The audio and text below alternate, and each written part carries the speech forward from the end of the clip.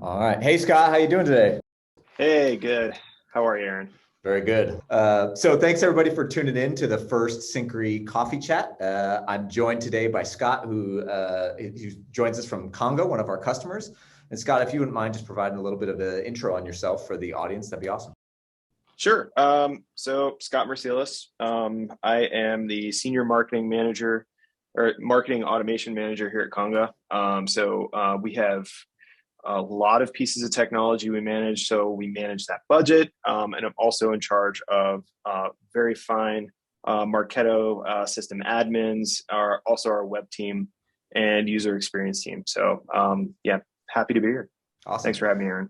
Yeah, and by the way, for the audience, my name is Aaron Landgraf. I'm the head of marketing here at Syncre, and yeah, very grateful for Scott and his time, giving us his time today to walk us through not only the challenges that Conga was facing and why they brought in Syncre, but also some of his light bulb moments around Syncre that I hope will be of value for folks as they are thinking about, whether or not Syncre is the right fit for them at this moment in time, given their operational and data needs. So Scott, when you think about the challenges that you are facing that Syncre can be used for at the very top level, right? Like what are some of the business problems that you're trying to tackle with Syncre today? Yeah. As far as business problems, it goes well beyond just like fixing a field here and there, right? How do we move together as a group? At Conga, you know, we have several different Salesforce instances, if you will. When we were going and merging two different companies together, we were having real challenges of understanding who our customers were at the core. And so what we wanted to do is figure out, okay, how do we unify our data? We started an intensive search on how to do that, evaluated several different platforms, and really ended up with Syncre because it gave us the insights across almost all of the tools that we have in marketing technology. And we realized that that was really the weak point. When we started to dig into it a little bit more, we ultimately understood that we're not just solving just for, oh, well, there's a field mismatch here, or there's not real great data here. We need to, enrich it here. We were like, whoa, we can actually get CS together, sales together. It was really bringing all of us together during a time when there's two disparate ways to look at how we do business. So it was really a great unifying platform. So it's almost like you are solving the problem of business alignment across the go-to-market team, like getting everybody on the same page when it comes to data. And faster. I mean, you probably have seen different types of organizations where, your marketing operations, you're trying to unify it all together, right? Which is the organization I'm under. But when you realize you're like, I need to partner with sales operations a lot tighter. Well, how to do that?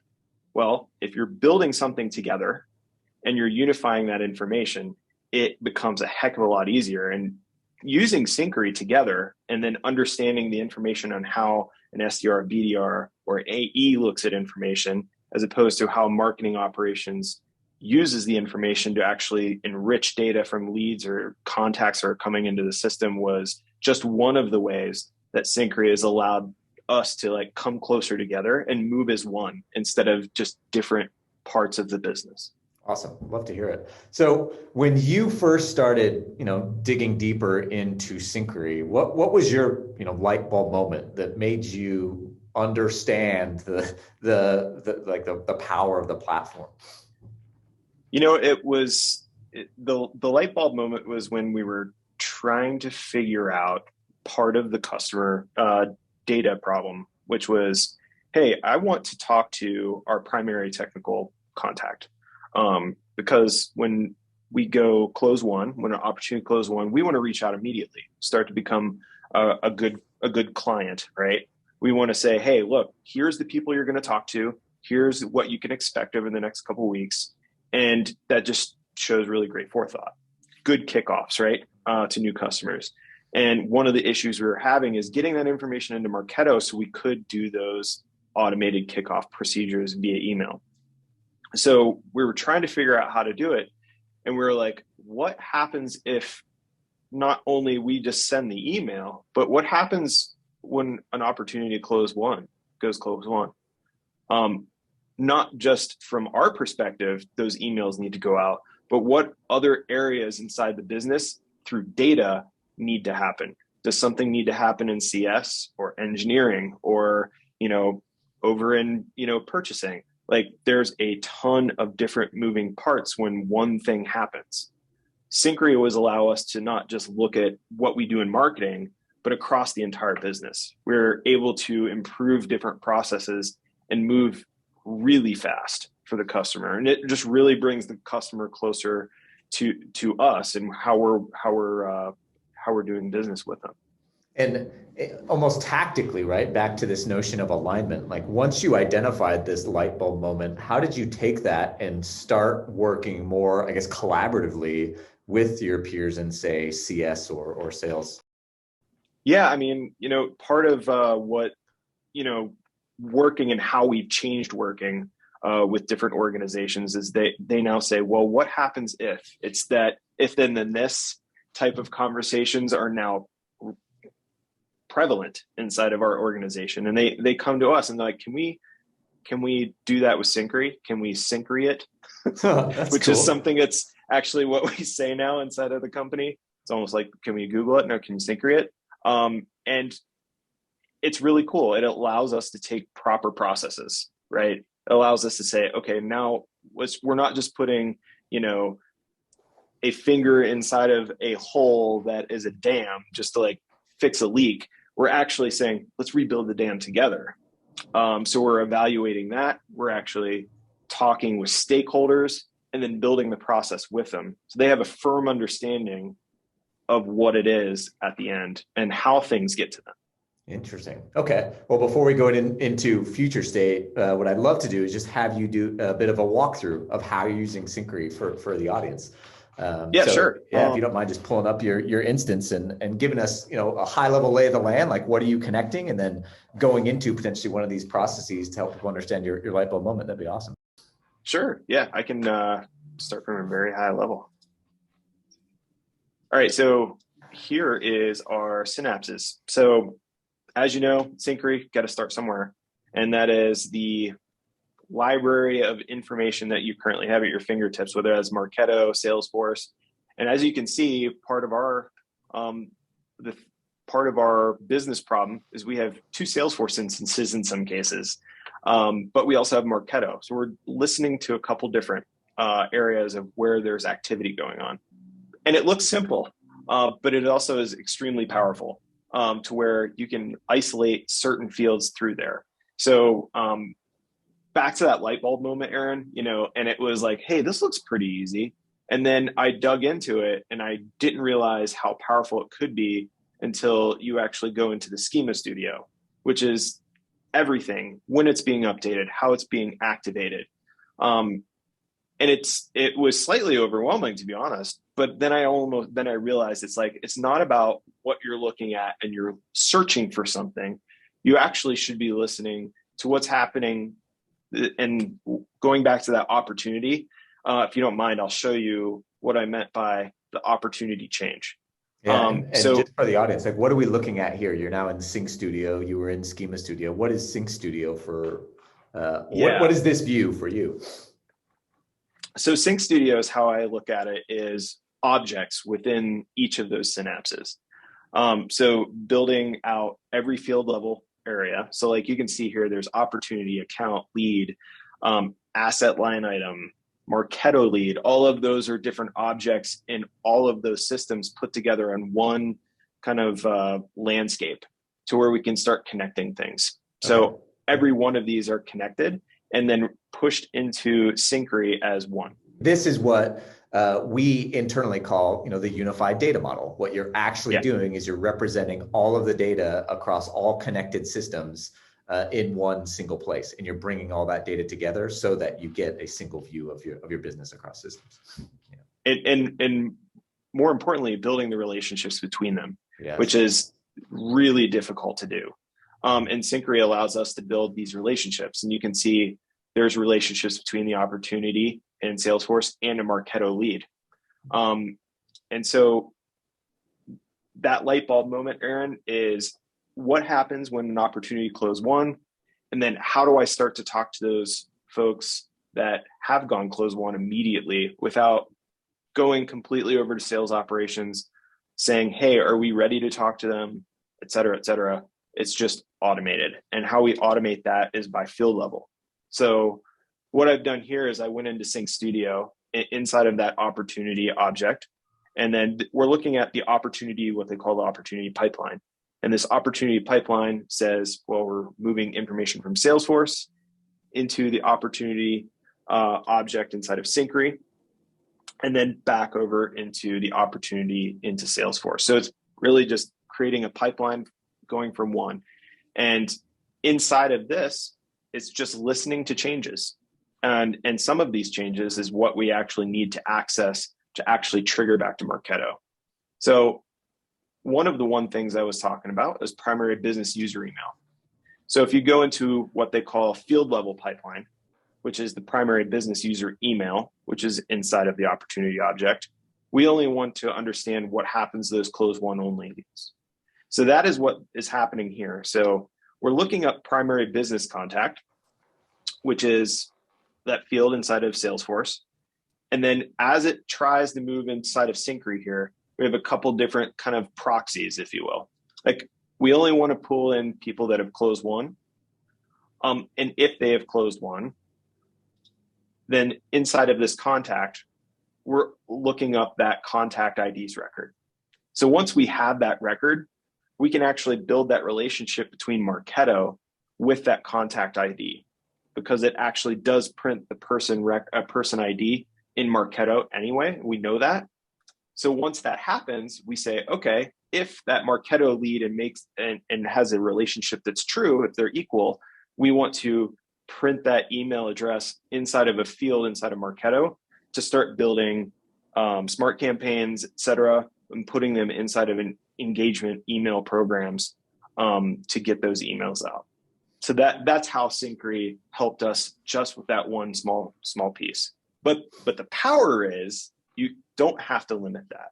You can say, I want all of this information to be normalized. For example, if you say on closed one opportunities only, or maybe on all opportunities at a certain stage, I need to contact these other people. Maybe it's an ABM type of play. You know, there's tons of different things you can do inside of opportunity. And I know I'm just speaking to marketing operations types of processes here, but there could be other ways to where you could have different areas of the business that need that information at that particular time. So again, like our light bulb moment at Conga is what happens when that happened, or what happens when this happened, and what is the ultimate way we should run when a certain instance occurs for a customer. And we can build it inside of Syncre. What we're starting to really love, and people on my web team that are pretty experienced with Python are now building and working with engineering. And it's opening up gates to saying, hey, they're getting to know each other. They're working closer together, building, custom Python synapse pieces directly into our products. Interesting. With telemetry data, meaning, hey, this person's trying to do this, or they're trying to log in they've had 32 logins versus 18 logins somewhere else, and how much insight does that give into that customer for the CSM? Wow. And then how do we pull that information back over to the CSM? And then what kind of listening events are we trying to say, what happens when a customer does this inside of our platform? Who should know about it? Yeah. And maybe what kind of information do they need? Do they need something from marketing that says, hey, we understand that you're trying to do X, Y, and Z. Here is a blog series that explains these things.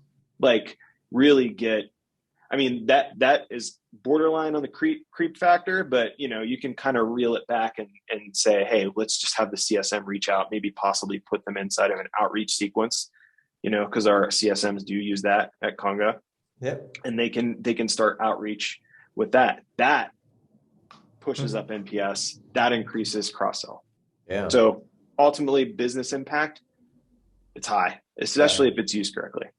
Love it. So one question we didn't get to, how would you have done this outside the world of Synchrony, right? What would have been your approach? I mean,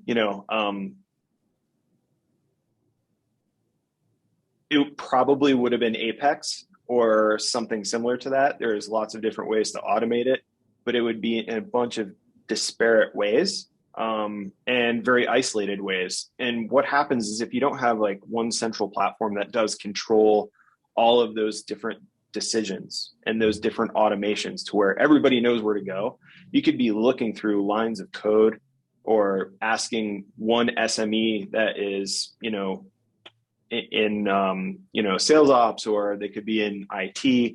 Hey, do you remember that? And he's like, I think I do. And it just kind of gets lost. And then when you multiply on top of that, then your processes become either a stale, difficult to fix if something is broken, all kinds of reasons. So that is one of the reasons why we wanted to bring in Synchrony, is to get everything and everybody on the same page on how we're executing those things. Yeah, what you're talking about is, literally like codifying business logic into a custom coded process and then potentially not even documenting that process, right? So yeah, soldering, possibly welding. Yes. Yeah, I like that. Yeah, welding your business process into into the whatever the machinery. Yeah, That's right. Hard to change at that point. Awesome. All right, and then the other thing we talked about in prep was just the extensibility of, or the power of Synchrony relative to your custom objects, right? Like everybody customizes Salesforce and Marketo, right? But what has Synchrony allowed you to do with some of the I guess the custom objects that you rely on as a business at Conga? Yeah, that's a great question. I mean, like out of the box, Marketo and other platforms have limitations. Marketo out of the box sees account object, contact, and lead, and a little bit of the opportunity, but not much, right? Synchrony allows us full access to all that. And it allows us to put it where we need to go and activate on it. And that's one of the things why we were looking at that primary business user email, is that is an object that is hard to access based off of any sort of smart triggers inside of Marketo. Yeah. While you can do it, how our system is organized didn't allow that to happen. So we used Synchrony to actually put those inside of custom fields in Marketo and trigger and listen to a change. So if something was null and is not null, go and put them inside of that nurture program for that technical process. If you were to give advice to people who are, again, like exploring Synchrony for the first time and trying to figure out if it's fit for purpose, or if they should, either custom code something in Apex or go down the path of using something like a Zapier, right? What advice would you give to folks? I loved Zapier for quite a long time. It is super powerful, but it does add up. If you want to communicate and expand, not just inside of marketing or sales or inside of quote unquote your lane, and make big impacts, move the business into something where it's going to go collectively faster, Synchrony is it. Just think of one level higher and you're there. It's that easy. It's all about, hey, what would happen if an opportunity went close won? And then when you start jotting down all of the things that should happen, if you're the CEO or you're the CFO or the COO, and you're like, there is a list of 30 things. And you're like, can I do all this with Zapier? Probably not. And then you start to realize the power that Synchrony actually can yield. Love it. Anything else that you would share with either about your experience or about the future, what the future holds for Synchrony inside of Conga? Well, the continued use of, hey, can we synchrony it is definitely going to continue. That's for sure. I'd love to hear that. Yeah, no, it's, the more and more that we bring that information inside of Synchrony, the more and better we understand our customer. And that's what we're all about at Conga, is putting our customers first. And this just allows our customers to have a really great experience with all of our platforms, all of our products. And we're really excited to continuously have you guys as partners. It's been a really great experience. Awesome. And Scott, do you mind if I share with the audience your LinkedIn profile and have them reach out if they have any questions? You good with that? I'm totally good with that. Just yeah. I like a lot of smiley faces and love posts. So if anybody adds me, all right, get a friend. Awesome. Well, thanks so much, Scott. I really appreciate it. And I'm going to stop the recording now. But yeah, thanks everybody for joining, and we'll see you on the next one.